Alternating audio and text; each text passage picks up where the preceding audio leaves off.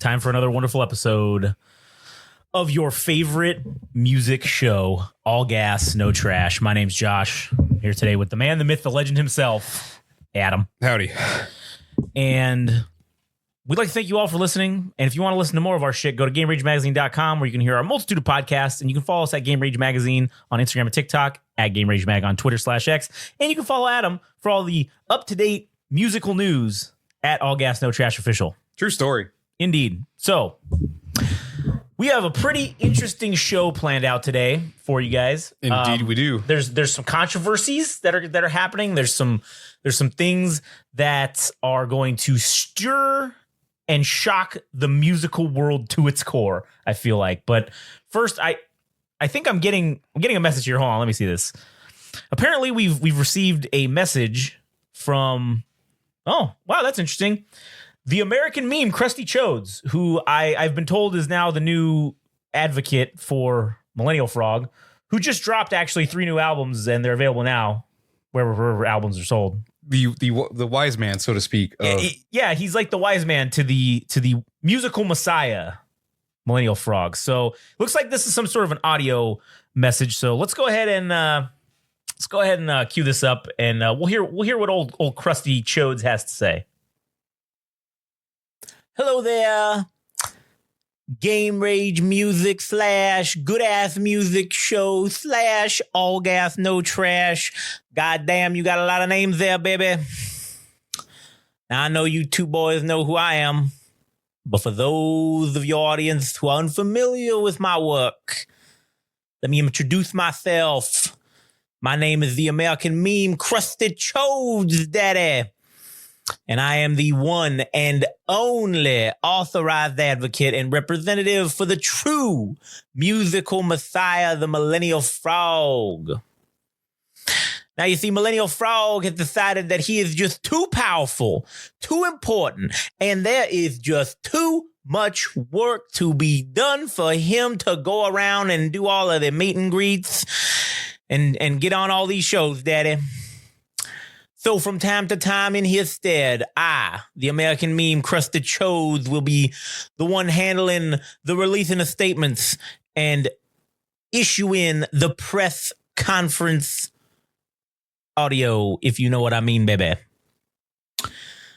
Now, while my first act as the advocate for Millennial Frog is to promote Millennial Frog's newest game-changing, generation-defining, so ahead of the curve that he has given the entire music industry the swerve with this 5th studio album, 30-Second Master, I also have a message to deliver.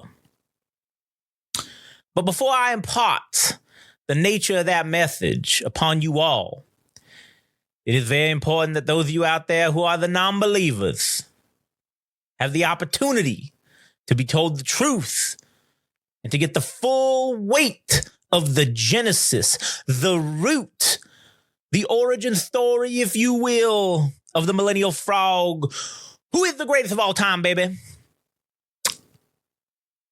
Now, it was a calm and peaceful November evening a mere 37 years ago, and the big man upstairs, God himself, had just finished watching his favorite sports ball team, the New England Patriots, lose once again.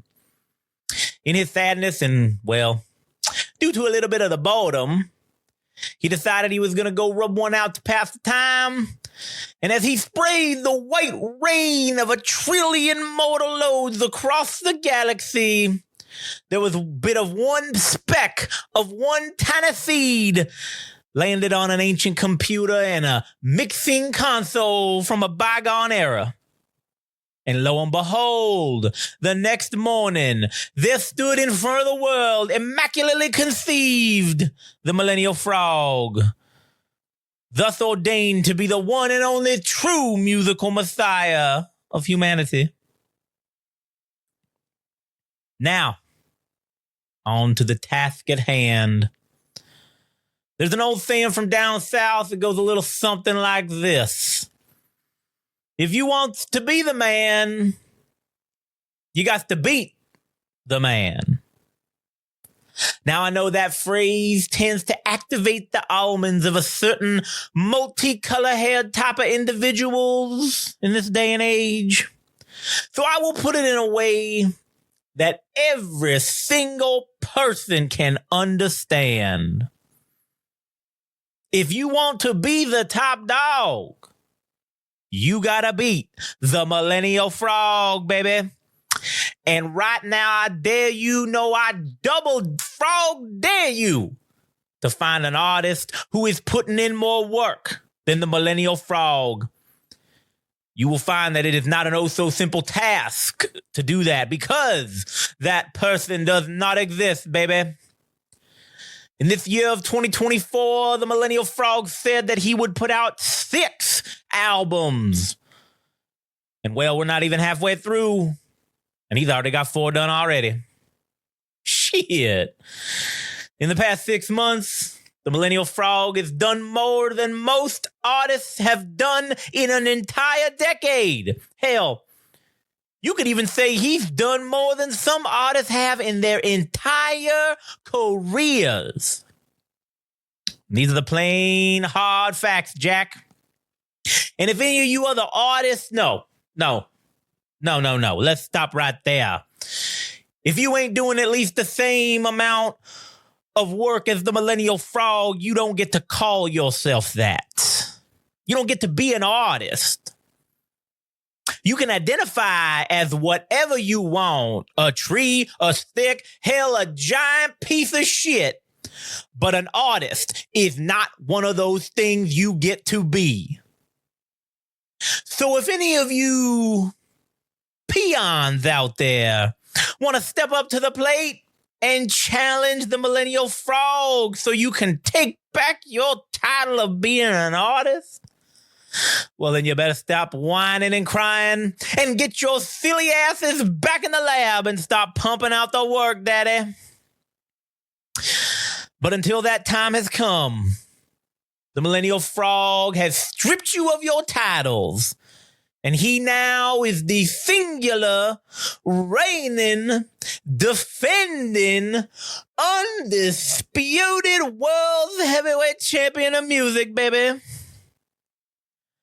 And those of you who don't like these words that are coming out of my mouth, you can just sit there in your one-bedroom apartment that you pay way too much for. You can look at that guitar and microphone next to the mixing table, just sitting in the corner collecting dust.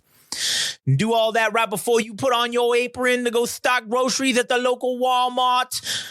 And you can waste your life away into nothingness by leaving your hate and contempt forever stamped on an Instagram post talking shit about the frog who is whooping that ass and doing what you never could. Be a successful musical artist. Let's keep those memes spicy, baby. Chodes off, memes on. Wow, that was certainly interesting to say the least. What does it mean, Josh? Should humans start cracking each other's skulls and feasting on the goo inside? Absolutely, I think they should. That's probably what that meant. That was probably a sign from the heavens that all hell should just be breaking loose right now. I am quite alarmed by some of the statements made by Crusty Chodes. I'm quite afraid of Millennial Frog and what the music could mean to the people, and strong words from a strong advocate of Millennial Frog. Indeed, and I really think that people need to understand the weight behind all of this, because it is most certainly something everyone should fear. Listen, I've never actually met the guy, or frog, or whatever the hell I've never met Millennial Frog in person. Never even talked to him on the phone. He just sends me shit and I have to put it out. That's like the deal we have. And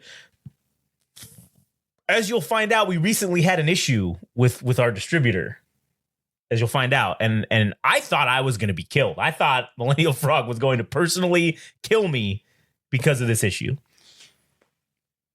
What is also worth noting is that Millennial Frog is currently on pace to be the Michael Jordan of album releases in 1 year. Oh, he's probably on pace to surpass Michael Jordan. They're going to be calling Michael Jordan the Millennial Frog of basketball soon after this. Is probably what's going to happen. That's a fair statement. I agree. I think it is. I think it really is. It may even be an understatement, as a matter of fact. We're downplaying this a little too much. So, anyways, if you want to go check out his new albums, you can go check them out. I would definitely do it because the consequences are dire if you don't.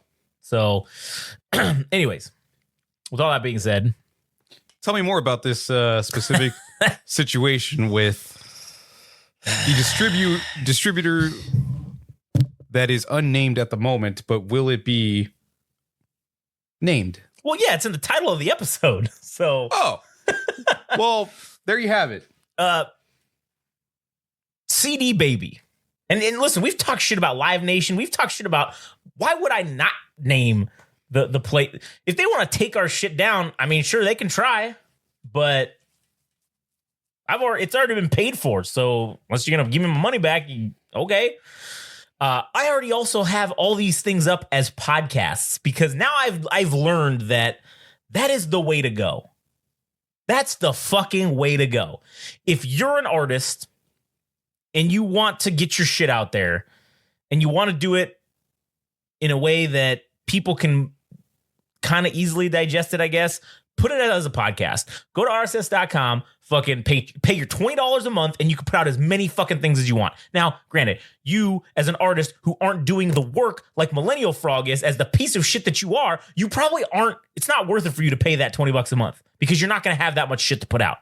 So, put it on YouTube, put it anywhere else. And I was under the impression when I originally entered into this agreement with CD Baby that the deal was, hey man, everything's going to be cool. We'll take care of you. This is going to be no sweat off your back. You pay us the money that we ask for, which it's only $9.99. It's cheap as hell to put out a single or an album. Doesn't matter how long it is. They will put it out for $9.99.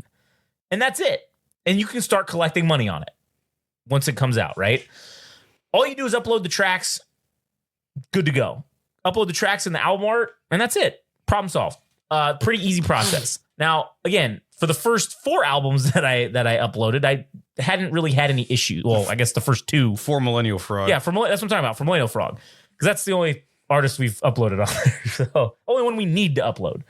So I did that. First 2 albums I uploaded of his were great. No problems, no issues. Everything came out fine, smooth and dandy. Everything's good. Now this 3-drop deal that he had going on had a little bit of problems. Problem number 1 was, for some reason, they would not let this album, the 30-second master album, they would not let it come out. Now, they kept rejecting it by saying, we have flagged these as larger smaller or snippets of a larger composition. Our inspectors have done this. And I said, okay, well, that's great. Millennial Frog composed these things himself. These are original compositions. So if you could tell me and show me what the fucking bigger composition is that you are referring to, please present this evidence so then I can discuss it with the artist. Because I'm not just going to fucking roll up and be like, hey, they're telling you you're plagiarizing, say some shit when I don't have any proof. So they get back to me and they say, oh, okay, well, just go ahead and resubmit it again. Okay, resubmit it again. Same thing 2 days later comes out. Hey, our inspectors have identified that these songs are snippets of a larger composition. And so then they start going on and telling me all this shit about how you're not allowed to upload ringtones or fucking, snippets or any of this shit. And I'm like, listen, let me just explain this to you because you obviously don't get it. The whole reason Millennial Frog, now granted, this is in my tiny human pea brain understanding of his 4D chess fucking galaxy brain moves that he's making right now. But my understanding of it is that this is an experimental album to specifically reach the Gen Z and the Gen Alpha generation, the TikTokers that are out there with their fucking 30-second attention spans, right? So Millennial Frog crafted an album to just speak to them. Every song is 35 seconds, between 30 and 35 seconds. Every song on the album, okay? They couldn't, I explained this to them. Explain it to them in an email. Oh, do you have a question? Read. 30-Second Master. An album that is masturbatory, literally and figuratively. It's audio masturbation, all right, I guess. And yes, okay, granted, sure. Every song on there is half of the album song are references to jerking off, and the other half is about premature ejaculation. So, and also Millennial Frog circle jerking himself. Exactly. And that was I think that was the point of the album, was it's a joke on, okay, hey, this album is being made for these people with no attention spans. So I'm gonna go ahead, or he's gonna go ahead and essentially make a joke about it. That's why the album's called 30-Second Master, because they're all 30-second songs basically, and he's saying he's the 30-second master. Also, it's a double innuendo about ejaculating too early, premature ejaculation. So, anyways, so I tell them again. I explain all this to them, minus the jerking off part. All right, I didn't need to explain that part to them, but I gave them the full explanation as to what this album is and why each song is as short as they are.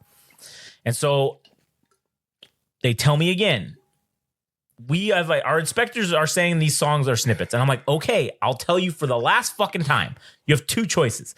Either show me the evidence that these are part of a bigger composition, or just give me my $9.99 back and I'll go somewhere else and have this album put out.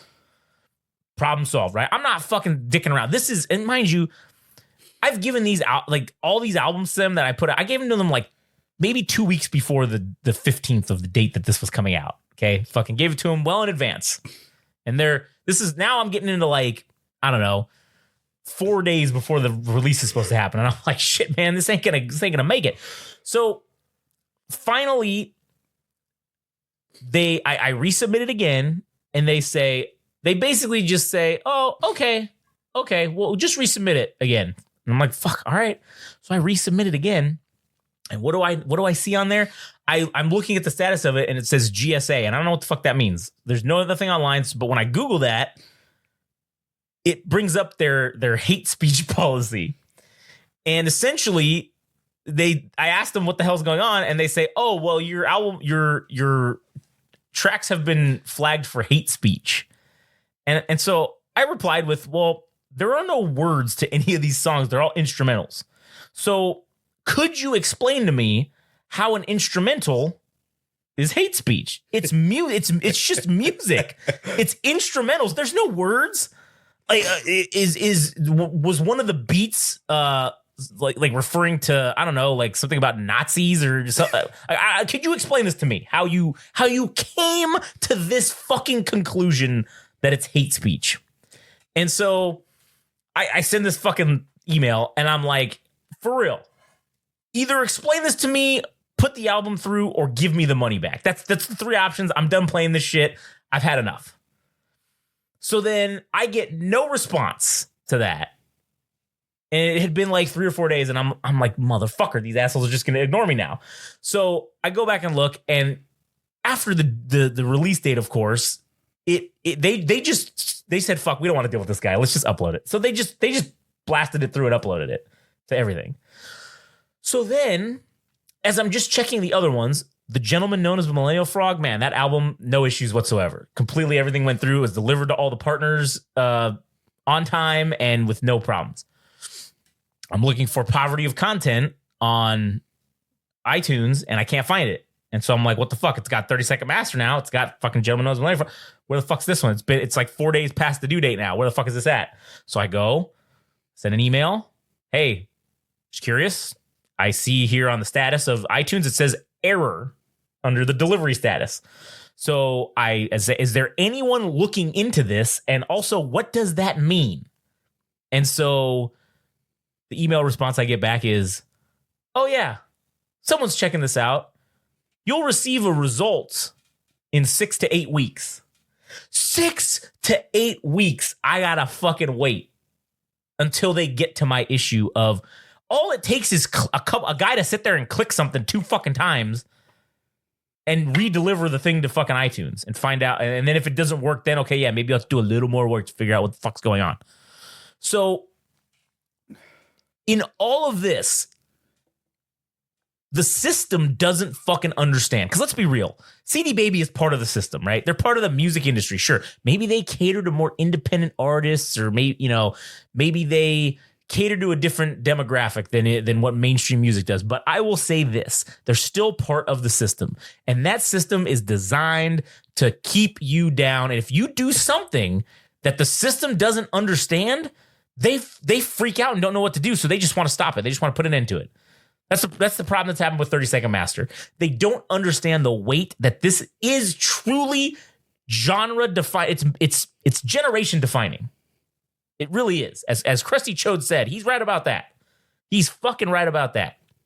Because I think that's the music future that we're heading towards. These shorter things that these asshole kids on fucking TikTok, they're gonna love this shit. They're gonna eat this shit up.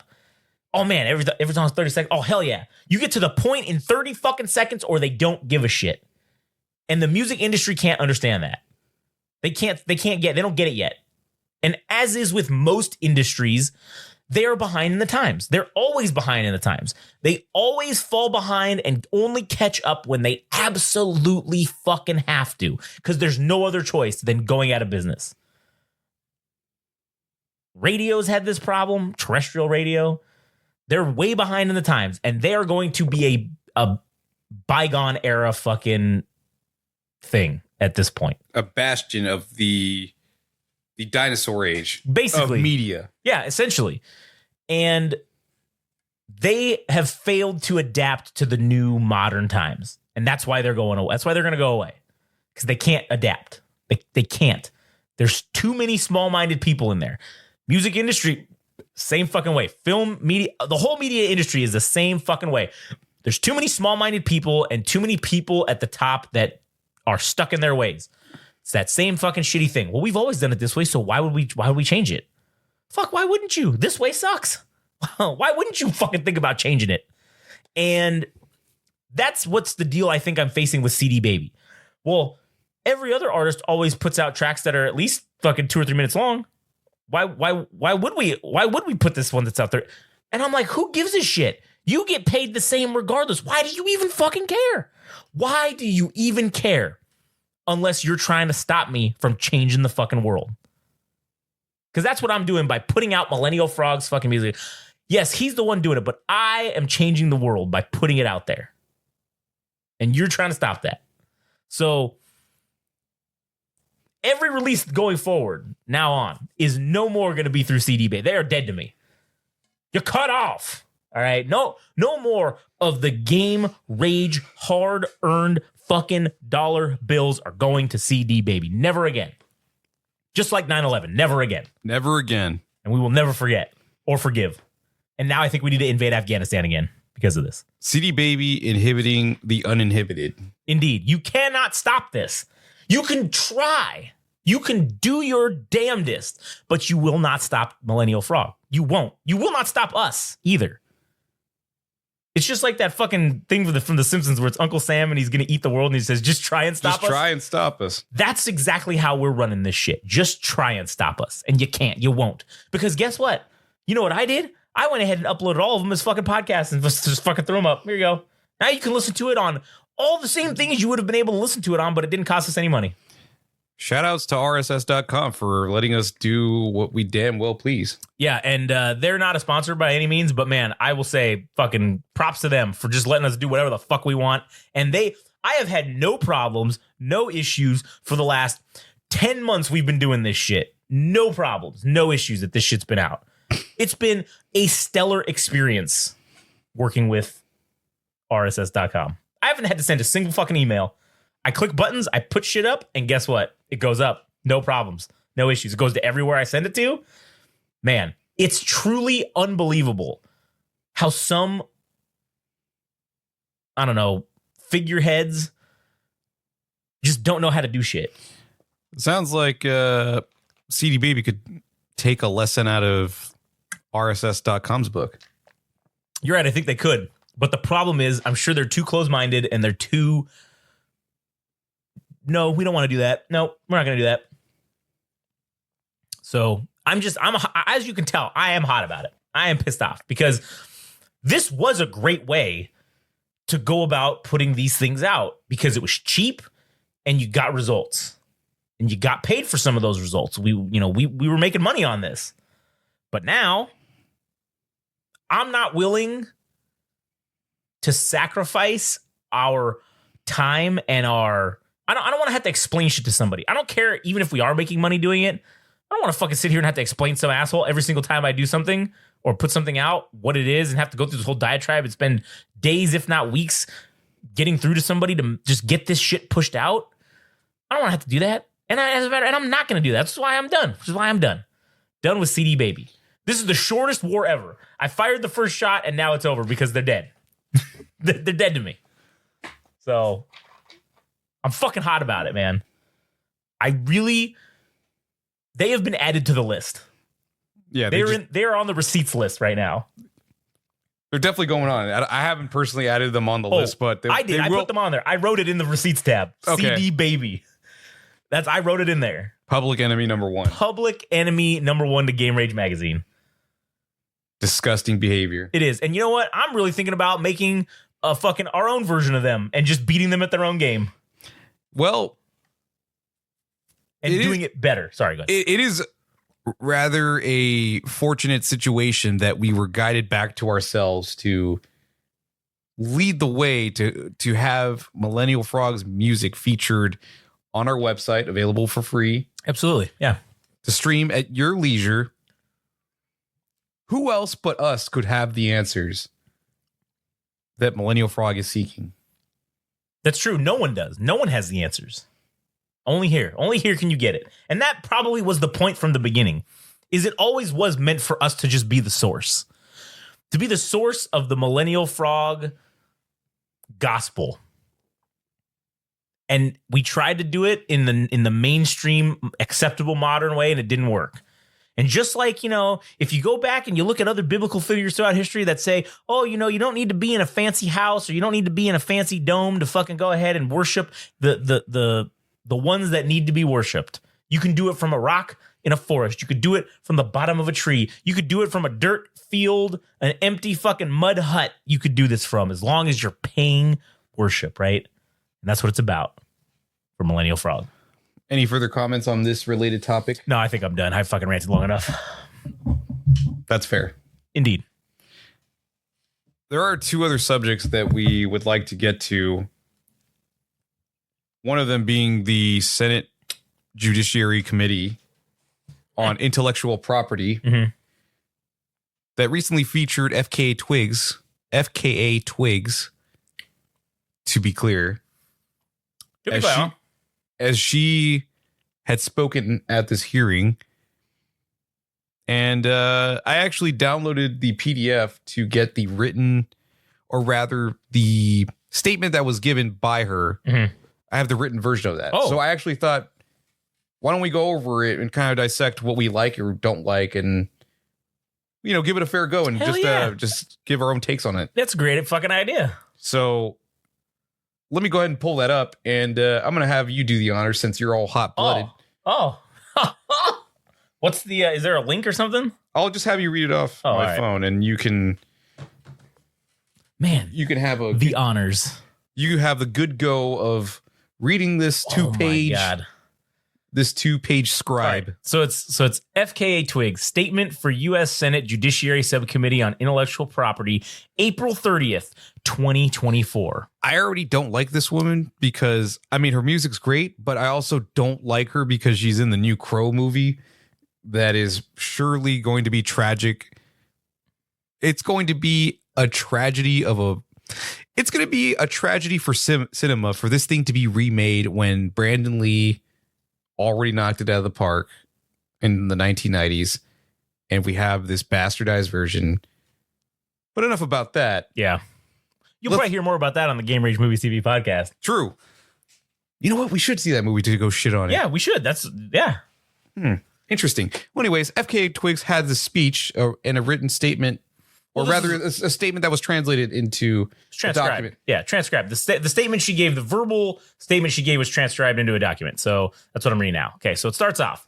Thank you, Chairman Coons, Ranking Member Tillis, and members of the subcommittee. Oh, man, I already don't like this. I already don't like someone who is supposed to be an artist conforming to the fucking pleasantries of the governmental affairs. That's disgusting. The formalities. I hate that. I fucking hate that. All right. Sorry. Anyways.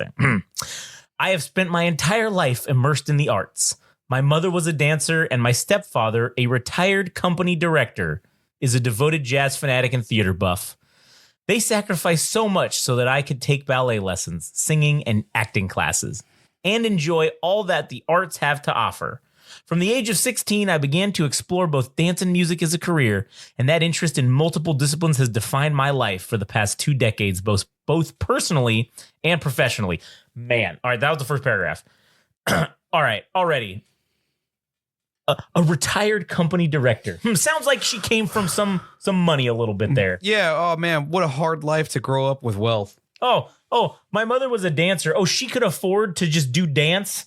Oh, man, must be fucking nice. It has been an incredible journey. My music has been critically acclaimed and Grammy nominated. I am currently a creative partner at On Running, as well as... what the fuck is On Running? Is that like We're going to have to look that up. Yeah. As well as having been the face of a number of prestigious global brands. Earlier this month, I made my solo debut with the Martha Graham Dance Company in New York and am co-starring in an adaptation of The Crow, which premieres in August. Jesus Christ, she actually mentioned it in the fucking speech. Oh, she's plugging her own shit. This is hot garbage. She started with promoting herself in the fucking speech, dude. Absolutely. I already garbage. hate this. Yep, I already fucking hate this. I fucking hate this. I almost don't even want to read the rest of this, but we have to, for journalistic integrity and fairness, we have to get through this. Okay, let me finish the last sentence. I am a Cannes Lions nominee and AIFC winner as a commercials director, whilst being a winner of multiple prestigious music industry awards. I hate that, man. That self-promotion paragraph is fucking terrible. I think there has to be a little bit more humility on her part to just get straight to the facts, and we just assume that we know who she is. Yeah. At the very least, we know she's an artist, and that's as much as we need to know, and leave it at that. But to go through the laundry list and state all these things and your own childhood, completely irrelevant. Absolutely. So why am I here today? She continues. I am here because my music, my dancing, my acting, the way that my body moves in front of a camera, and the way that my voice resonates through a microphone is not by chance. They are essential reflections of who I am. My art is the canvas on which I paint my identity and the sustaining foundation of my livelihood. It is the essence of my being, yet this is under threat. AI cannot replicate the depth of my life journey, yet those who control it hold the power to mimic the likeness of my art, to replicate it, and falsely claim my identity and intellectual property. This prospect threatens to rewrite and unravel the fabric of my very existence. We must enact regulation now to safeguard our authenticity and protect against misappropriation of our inalienable rights. All right. That's fucking... I don't agree with that at all. What she's inferring, which is basically that AI is just going to fucking take all my money. Because here's the problem. An AI, sure, they can make some fucking songs or have your voice cover shit, but guess what? You weren't probably going to do that anyways. You weren't the Eric Cartman, that thing of the Cartman doing fucking Evanescence, Bring Me to Life, right? Yes. Matt Parker and Trey Stone were never going to release a fucking voice song of Eric Cartman singing that song. So they didn't take any money away from them because they were never going to fucking do this. So you have to be the draw. That's the thing.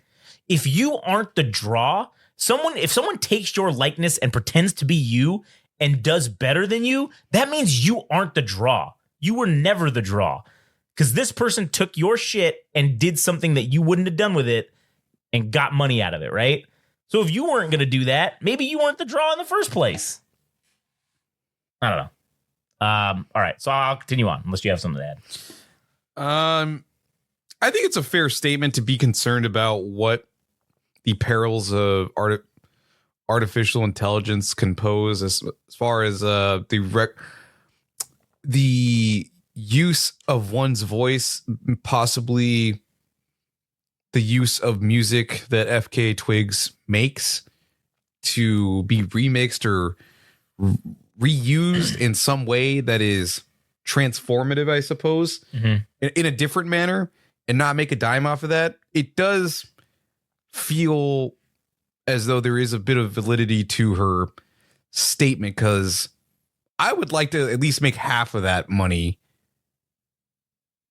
of whatever song is being created through artificial intelligence, whatever models are being used to gather information about FKA Twigs to spit out some type of song, or if somebody is prompting for that shit. I think it's fair to say that you should probably get about half. Yeah, I think that's fair. I don't think you should just be able to say, oh, you can't do this. Yeah. Because let's be real. That guy who's making that's his art. He's making this. Yeah. You're not making it. Someone still has to do it. And it feels like an inevitability. So you're stopping. You're basically an obstacle in a rolling wheel that's going full force. Yeah, true. So she continues on. 3 decades ago, we did not realize that the internet would embed itself so deeply into the core of our everyday lives. Policies and controls to keep pace with the emergence of the technology were not put in place to protect artists, young people, those who are vulnerable, and it ran away with us. AI is the biggest leap in technological advancement since the internet. You know the saying, fool me once, shame on you. Fool me twice, shame on me. If we make the same mistake with the emergence of AI, it will be shame on us. All right, I hate that sentence off the bat. Why is that? I hate it because it's that old saying that Benjamin Franklin stated, those who trade liberty for security deserve neither. And I don't think that I don't think the internet should necessarily be regulated to a certain extent. Yes, there should be some things that we can all agree upon maybe shouldn't be allowed on there. But if you want to regulate AI, that's the internet's something that the government can't control, right? For the most part, or they shouldn't be able to control. AI is also something that they shouldn't be able to control. Regulation is not the answer. Yeah, I think internet is supposed to be open source. Yeah, in general, in concept and in principle, to say that anybody should be able to access or do anything through the internet. And I feel like I kind of abide by that, but I do think there is a fair. She does make a valid point about the mistake of the internet being made in its inception when artists were having their songs stolen on Spotify, or not Spotify, Napster, Napster, LimeWire, all that shit, the Pirate Bay. I think that's kind of a fair argument because let's be real, artists don't end up making all that much money to begin with off of their music. Yeah. And, you know, to have somebody else co-opt your likeness, to steal your digital print, your imprint, to be transformed into something else, and you not receive a single dime. Yeah, I think she's got a bit of a point. All right, maybe that's where I'm getting at, and that's probably where maybe I'm not explaining my stance properly. I don't think that they should regulate shit that they are going to anticipate people doing. I think you got to let it happen. And then when it happens, say, okay, we all decide you can't do this. Because just like with the music and the Napster thing, yeah, no one said we couldn't use this to upload music or whatever and do that, right?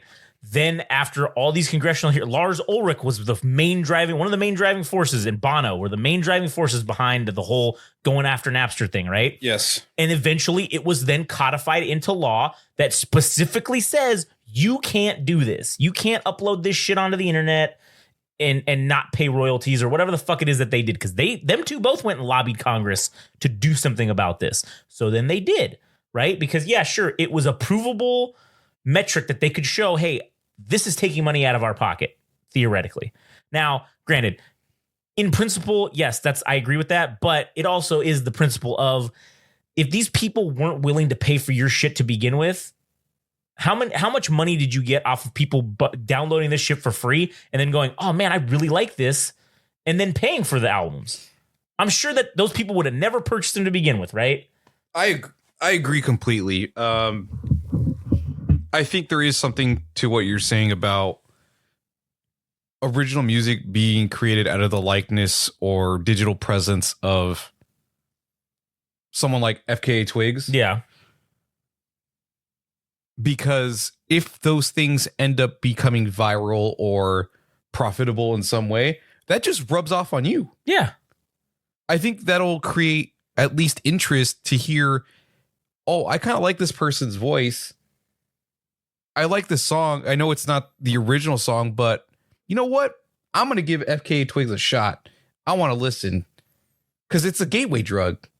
Yeah. It's an opening. It's a path. It's multiple rounds in the chamber for you to get your music out there. So if people are thinking, if there's enough people out there that are willing to listen to this weird version of whatever song that's being created,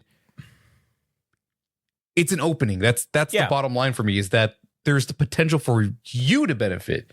And maybe the regulation needs to be created for that in order, which I believe is what they're getting at with the Fakes Act, the FAKES Act. Mm-hmm. I forgot what the actual abbreviation stands for, but I think there does need to be some type of regulation in order for artists to benefit in a meaningful way, in order for them to, make money off their music and to have a sustainable lifestyle. And also, let's look at this too. Okay, if we want to use YouTube as an example, right?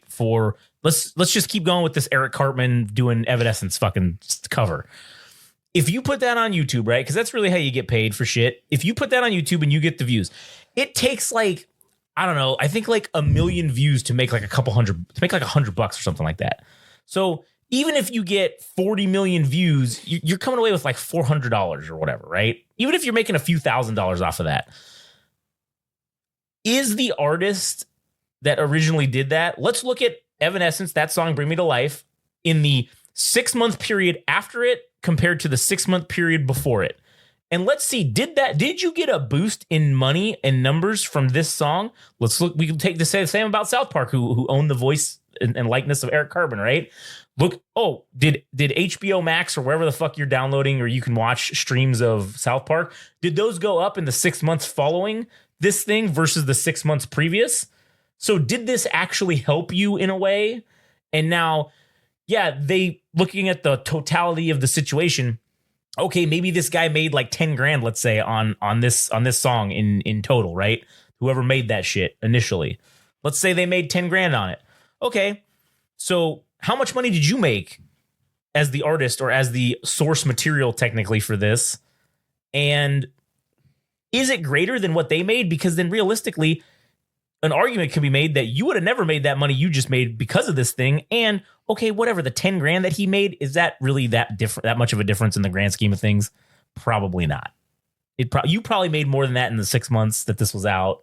You know what I'm saying? Than this guy made on the thing. So I think that sure, maybe the regulation needs to have something where there's a mechanism for that, where they can look at and say, okay, cool. If somebody puts some shit out, yeah, and you want to go after them and get some of that money, sure, you can get 50% of it, but we got to look at how much you fucking got because of this. Let's look at the bump in the numbers. Let's see what you got. And if you got more than what they did, cool, man, you don't get none of this money. Because let's be real, you were on a pace to not get any of that extra. Let's say you made 40 grand extra on downloads or whatever. You weren't going to have that unless this song came out. So this guy actually helped you out who did this. So I think there's an argument. And that's what I'm talking about. We should probably not it's like that minority report shit where it's like future crime. Like, oh, we think you guys are going to use this technology in this way and abuse it, so we're going to make this illegal because we think you're going to do it. No. You should just be like, hey, this is a new technology. I don't think we really even understand what the implications of this are. We got to let it flourish and come out, and then we can say, okay, cool. You know what? These are the things you're not allowed to do with it, right? I think that's probably fair. Yeah, I think acting preemptively is problematic as opposed to looking at things retrospectively and seeing where they go. Yeah, and then acting accordingly. Right. Yeah. All right. So let me get back to the statement. This went on a little bit of a tangent, but throughout my career, she continues on, I have always embraced and experimented with new technologies. I have even directed award-winning commercials for companies such as Google and Meta, some of which have been placed as part of permanent collections within art institutions such as the BFI and MoMA archives.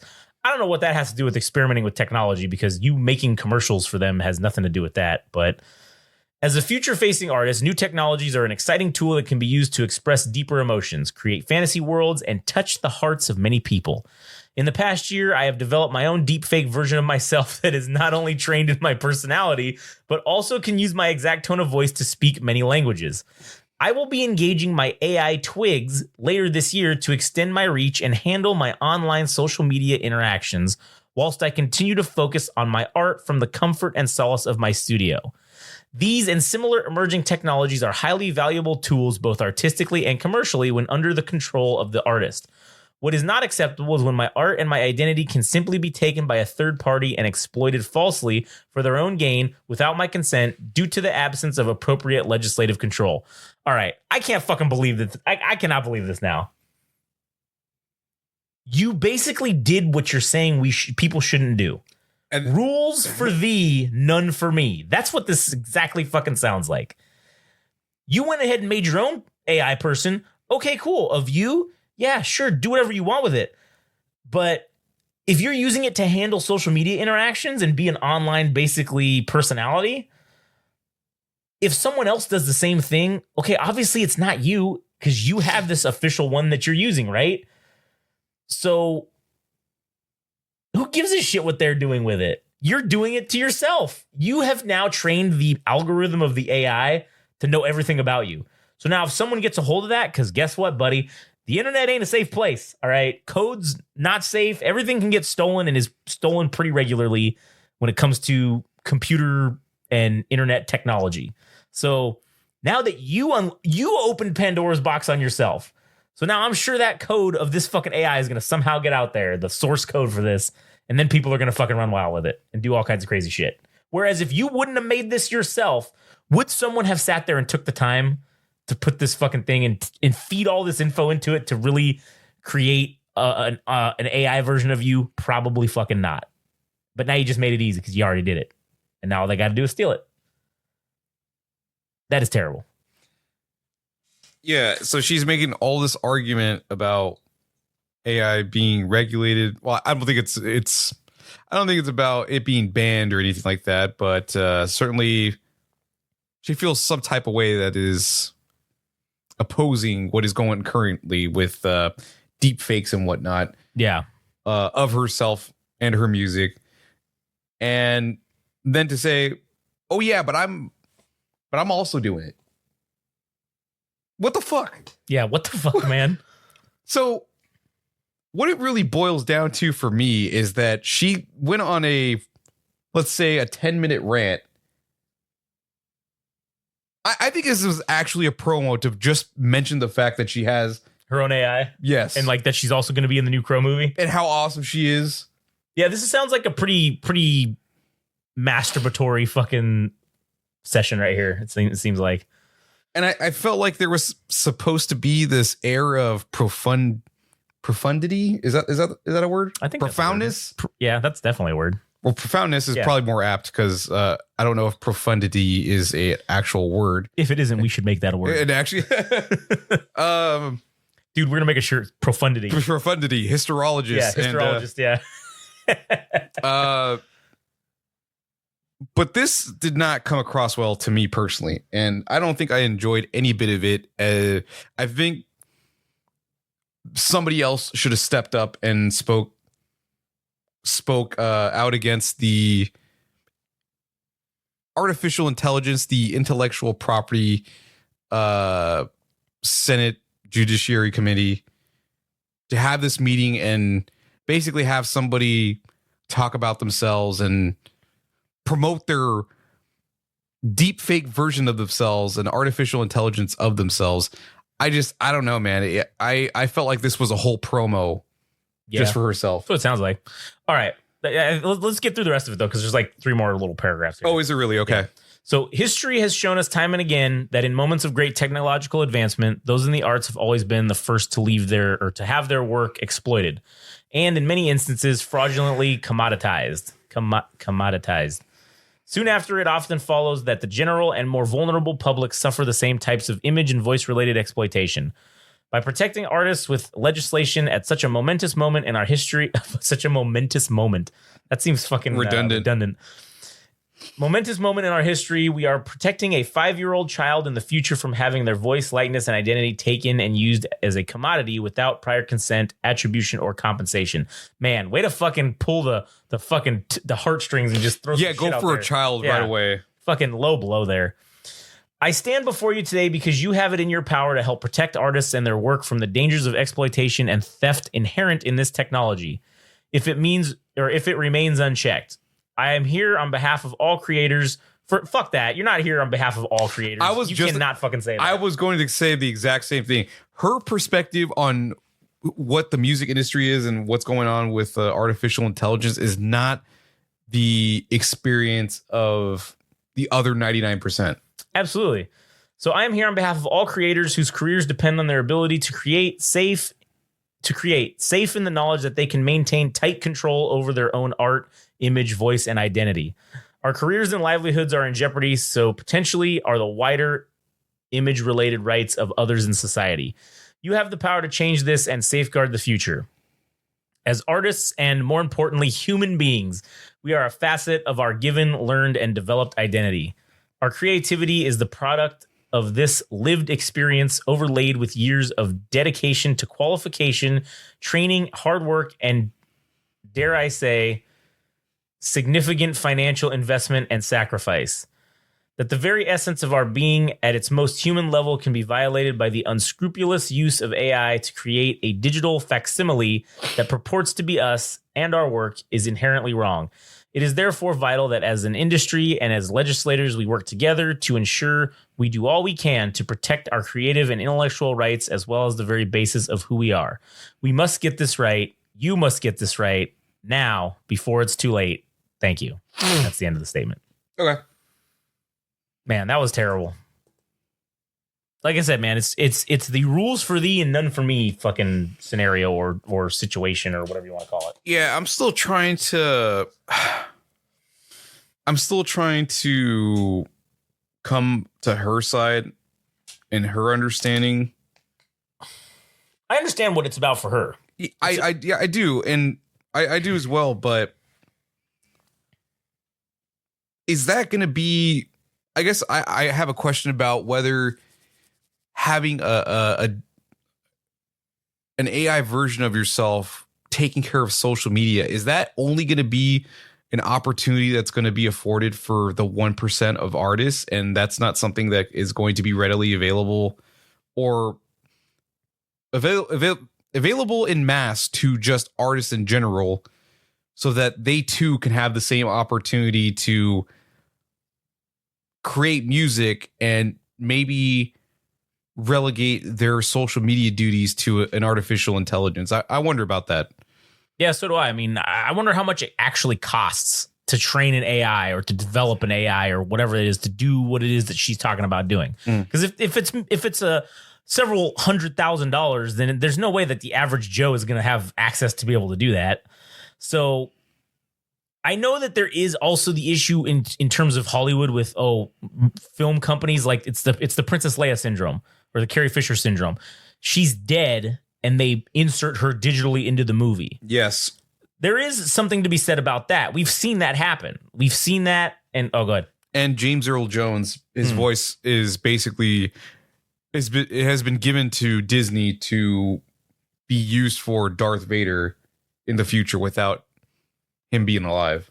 Yeah. And that's the thing we need to fucking really look at, I guess. Because that's something that's going on now is cool. Let's look at it. This shit with her, what she's talking about, I don't really think it's there yet. I think in terms of the technology itself, this is all we could do shit, but like the average Joe is not going to be able to do this. Not going to be able to create an AI replicant of you and feed it all the info necessary to pretend to be you, essentially. Yeah, sure, we can make some songs and do some bullshit, but I think a majority of people are too much marks that will follow anything of, they're the FKA Twig FKA Twigs fandom at large is mostly going to spend their time listening to her music, following her and her life, to even consider doing something like this. You see what I'm getting at? Yeah. Their leisure time is going to be spent fucking. Their whole life would be revolving around her. Her anyways. Yeah. So what do they have the threat of doing something like that? I mean, if they're inspired musicians, like if they are musicians themselves, then maybe, but those are far and few between as opposed to the majority being followers or fans. Yeah. So I don't think the threat is there yet, but at least she made her point and, see where it goes from here. And I really didn't care for this particular statement for this hearing on intellectual property. Yeah, neither did I. And also, it's kind of scummy because, like, I don't think that the other argument of this got someone that they allowed to come up and fucking give a statement or whatever about it. You know what I'm saying? I think that it was just someone in favor of it got to have testified in front of it. And I'm not sure. Maybe they couldn't find anybody that was in favor of this. I'm sure there are people out there that are in favor or not in favor of this new legislation and all that stuff. But it's just kind of scummy that they didn't make that evidently clear that, oh yeah, hey, we also gave somebody else, a shot to talk and say this other side of it. So we can all hear all sides, right? Right. And since we are nearing the end of the episode, I actually kind of wanted to look at the Fakes Act to see what it is. But do you think maybe we should just save that for another episode? Or do you think this is something that we could just review rather quickly as a footnote for the end of the episode? I don't know. I guess it depends what's in the whole Fakes Act. I guess we'd have to look and see. All right, because I'll just look it up real quick and see what it is if there's a synopsis or. Oh, I'm sure there is. There's usually on the what is it, legislation website that Congress has, the House of whatever.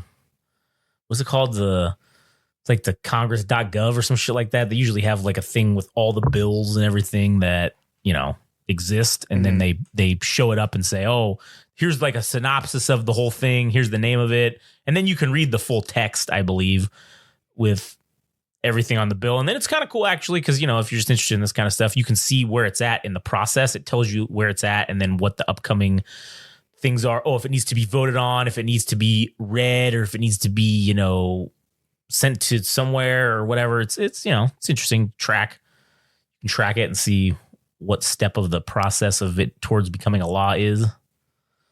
But all right, let me so I just found like an article or something to further elaborate on what it is.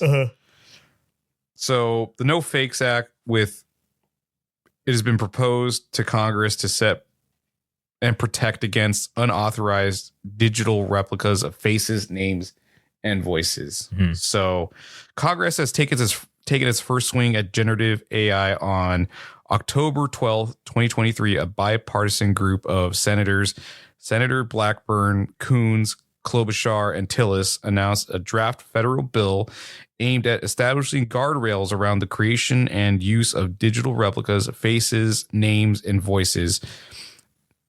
The Nurture Originals, Foster Art, and Keep Entertainment Safe Act, referred to as No Fakes Act, addresses a concern most can agree on preventing one party from co-opting another's identity without the latter's consent. And that's more or less the gist of it. Well, I would say that this is something that obviously we need to be careful with how this is handled, this whole thing in general, whether good or bad. We can't allow something like this to infringe upon our future rights that we may be entitled to because of this technology. Not just artists, but regular people in general. Yeah, the general public as well. And, you know, if the bar to entry then becomes so high, then yeah, it's a rules for me, but not for you. Like, you can do whatever you want, but I don't have the money to do this, so I can't do whatever I want. You know what I'm saying? So I don't know, man. This is all just a shit show. And also, here's the other thing. Doesn't Congress have better shit to do than fuck around with AI? Where's all that money for fucking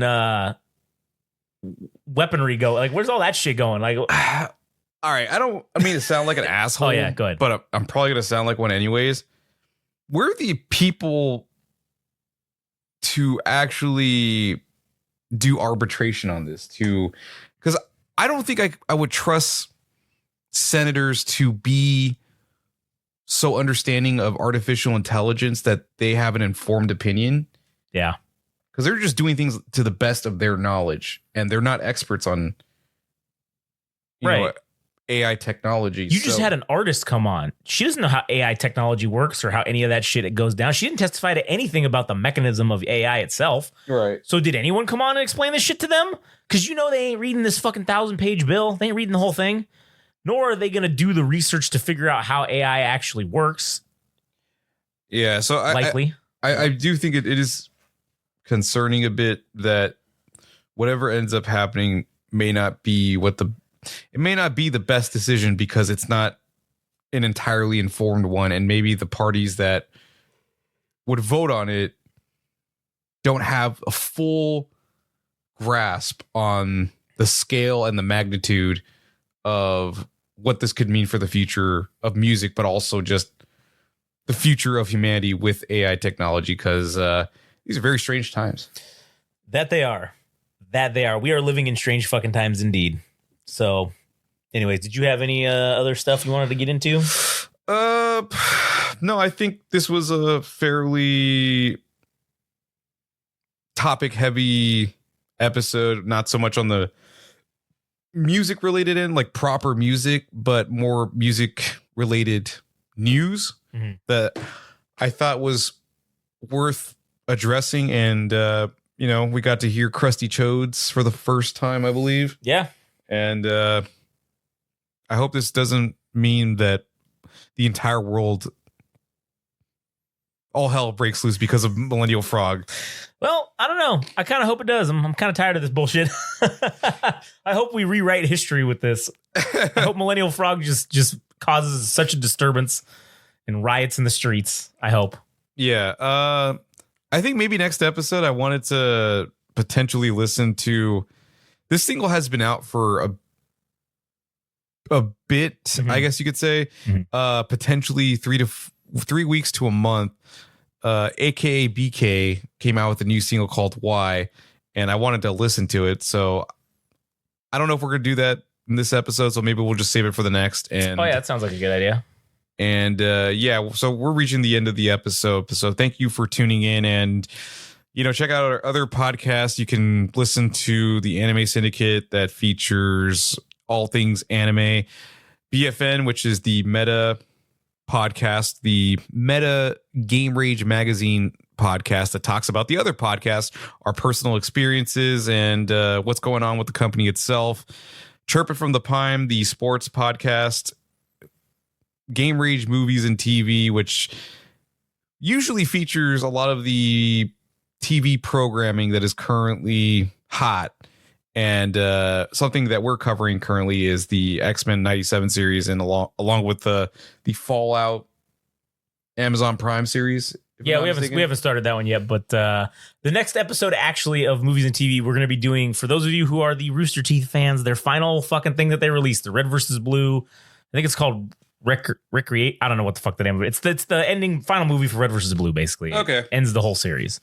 And yes, we have a plethora of other podcasts that you can listen to without censor, the interview podcast, which we hope to have more interviews lined up in the coming months. And we have Game Rage Wrestling, which is the all things wrestling related topics. The WWE is going to have the King of the Ring / Queen of the Ring pay-per-view. So I believe we'll be hosting that. If I think it's actually next week, right?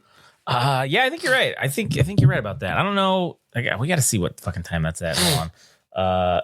King of the Ring 24 time. I think it's the 25th, right? It is. What? That's the tournament. I don't want to know that. Oh, here we go. Ring card date matches. Okay. Excuse me. Good old Saudi Arabia, man. Yep. So when the hell? May 25th. So this coming weekend. This coming Saturday. It's going to be at noon Eastern, which is what, 9 a.m. our time? Yeah. Countdown show starts at 11 a.m. Eastern, so that's 8 a.m. our time? Or no? Yeah, 8 a.m.? 8, 9, 10, 11. That's 3 hours, yeah. So 8 a.m. Fuck, man, that's early. So, yeah, if you enjoyed wrestling, we usually talk about WWE and everything that's going on there. And we also cover the pay-per-views. So, and most of the times we do end up having a Discord stream so you can check it out and hanging out with us. And, it's no cost to you. And that more or less wraps it up for us. So hopefully you enjoyed this particular episode to talk about some heated topics as far as distributors censoring Millennial Frog and this hearing that was heard about artificial intelligence that was it featured FKA Twigs in her own words about the subject. So thank you for tuning in. Indeed. And we'll catch you on the next one.